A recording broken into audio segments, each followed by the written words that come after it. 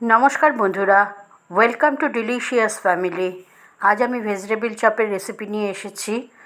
Vegetable chop করার জন্য আমি যে মশলাগুলো নিয়েছি সেগুলো হলো জিরে, ধনে, গোলমরিচ, তারপরে এলাচ, লবঙ্গ, দারচিনি, তেজপাতা আর মৌরি। এটা খালি খোলায় ভেজে নিচ্ছি। খালি খোলায় ভেজে এটা গুঁড়িয়ে নেব। এছাড়া আর যেগুলো নিতে হয় সেগুলো হচ্ছে গাজর কুচি করে নিয়েছি, বিট কুচি করে নিয়েছি আর আলু সেদ্ধ করে নিয়েছি। এবার প্রথমে আমি বিটটা ভালো করে ভেজে নিচ্ছি। আমি এখানে সাদা তেল ব্যবহার করেছি। সাদা তেলের মধ্যে বিটটা ভেজে নিচ্ছি এবং এটা একটু চাপা দিয়ে দিয়ে ভাজছি যাতে তাড়াতাড়ি নরম হয়ে যায়। এতে সামান্য লবণও দিয়েছি। এবার এর মধ্যে আমি গাজর কুচিটা দিয়ে দিচ্ছি। গাজর কুচি দিয়েও এটা একটু চাপা দিয়ে দিয়ে ভাজবো এবং আস্তে আস্তে এটা বেশ নরম হয়ে যাবে। নরম হয়ে গেলে এর মধ্যে আমি কাঁচা লঙ্কা কুচি দিয়ে দিয়েছি আর আদা কুচি দিয়ে দিয়েছি।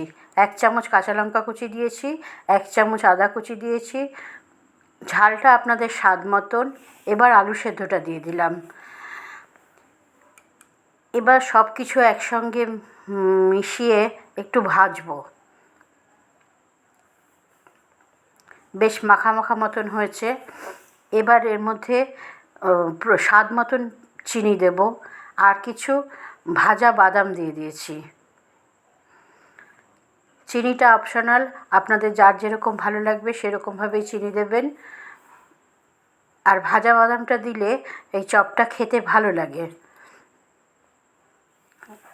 এর মধ্যে আমি ওই যে শুকনো খোলায় ভেজে রেখেছিলাম মশলাগুলো, সেই মশলাটা 1 চামচ দিয়ে দিয়েছি।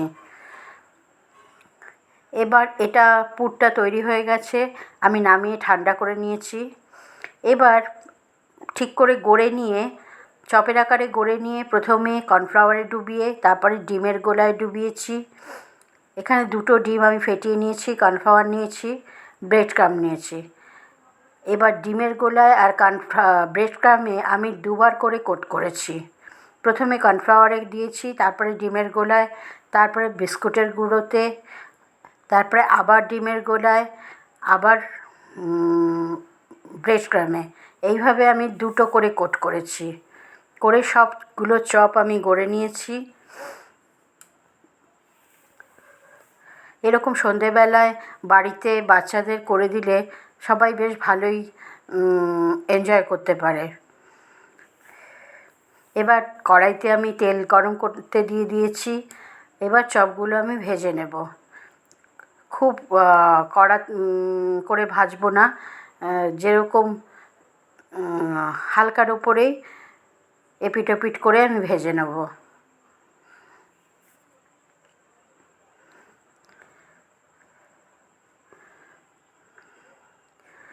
আপনারা এরকম করে বানিয়ে সবাই মিলে বাড়িতে একসঙ্গে বসে খাবেন, খুব ভালো লাগবে।